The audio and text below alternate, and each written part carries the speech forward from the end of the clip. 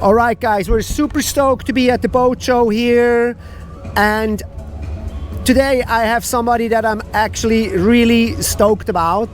I met Adrien, I want to say 3 years ago, and all the boat shows he was always there as kind of like the European skimboard protagonist, up-and-comer.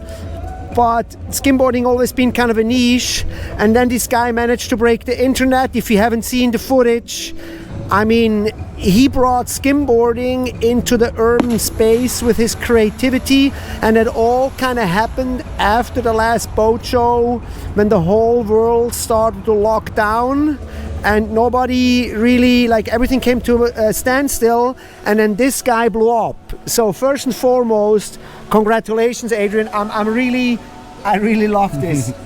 Thank you so much, Mike. That was a great introduction. Thank you. I'm very flattered. Thank you. So tell us a little bit what inspired you? How did you come up? Like, how did that come about? I mean, that one video that you cross the canal there in Amsterdam, I suppose, that kind of broke the internet. Yeah. And of course, like, how many times did you swim before you nailed that? How many times did I attempt it before I fell? No, before I made it across. Did you swim in the canal before you nailed it across? The thing is, okay, so I did it 2 times. Yeah. And then the first time I went 3/4 and I had to swim a little bit. Second time, I believe it was about the same. Third time I made it.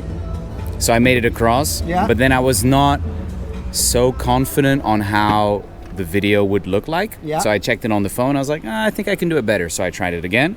I made it again. I looked at the video. Not so good. And I tried it again, and then I fell. And then I think I tried it up to like 30 times, maybe falling 10 times until I realized I had the perfect shot. So I did it many times. So I crossed it quite a few times, but it's more about like doing it the best possible. So the best filming and the best writing. Very cool. And how did you, or what sparked the idea? This one was super random, actually. I was just with a friend of mine and we drove past it, and I had never really crossed canals or did anything like that. Yeah. And I just told him, I think it'd be pretty cool if I crossed it, with no idea that the video might blow up or would go big. I was just thinking it could be a fun little video, and that's awesome. I was just thinking I would maybe be able to do it, so I tried it out. So it wasn't like I really didn't expect for this video to go viral, and it in fact changed my life, because it really did change my life. Yes. Yeah. So what happened after? Tell us a little bit the story. So you post this video. Was there like right after everything changed, or did you follow up with a couple of more videos and then it kind of gradually, or what happened after? I think if we're just talking numbers now on my social media, I think Instagram I may have gained like 80,000 followers from that one, and on TikTok maybe 500,000, like a ridiculous amount. So your TikTok is even bigger than your Instagram. Sorry, I'm on my lack of TikTok here. Juker Hawaii doesn't have TikTok? I'm not very good with it. I do have one, but it's not. It's too many accounts, man. I have to process. But nevertheless, so what happened? So you broke the internet, and then what? Agents and companies started to call you, or what was the next step? It wasn't exactly that. So I had maybe more requests from brands to do partnerships, and I had different creators that wanted to, collaborate with me and make videos with me.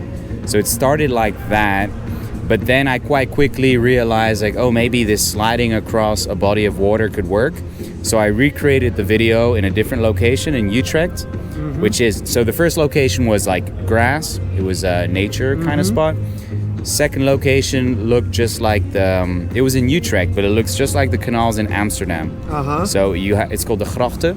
Yeah, Grachten. And so I thought that this environment might look good on video as well. So I did that, and the video did pretty good as well. Yeah. And then I just kind of sparked something in my mind, like maybe people like seeing me skimboard in unconventional places. Yeah. So that's when I really started my mission. I had the person that filmed the video for me, I told him, like, all right, let's go tomorrow, let's go find some fountains.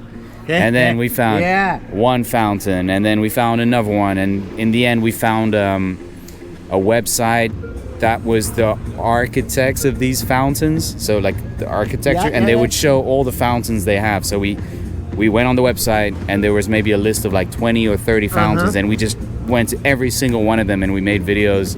It was the whole summer we just like went fully on urban skimming. We made YouTube videos, Instagram videos, TikTok videos, and we just we weren't stopping. We just kept on filming, and So people cool. liked it. So cool. That is so cool. So you're showing off. Were there like pedestrians and people around there? Like they were like, "What the fuck are you guys doing here? Get the heck out of here!" Or whether everybody was kind of stoked, or what was the reaction there? The people. Actually, in the Netherlands, everyone was stoked.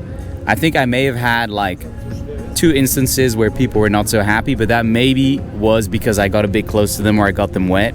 But honestly, in the Netherlands, sometimes the police come.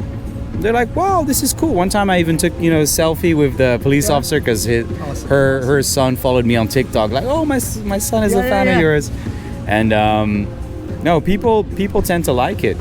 And especially now that a couple of the videos went viral, a lot of the people in the Netherlands, when they see me doing my thing, they don't know me, but they've seen it before online. So they're like, oh, you're that guy that did the video. I think once they've seen it, and I think for pedestrians, once they realize what I'm doing is not like, I'm not damaging property, I'm actually like performing an art, a sport in a urban environment. I think they see like the positive in it, And then that got you a trip all the way to Hawaii. You told me recently you went to the North Shore of Oahu and skimmed there in Sandy Beach and met with Jamie O'Brien.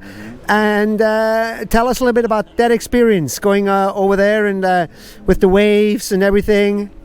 Yeah, so we were actually in California in Laguna Beach, and a friend of mine, Blair Conklin, which is the best wave skimboarder in the world.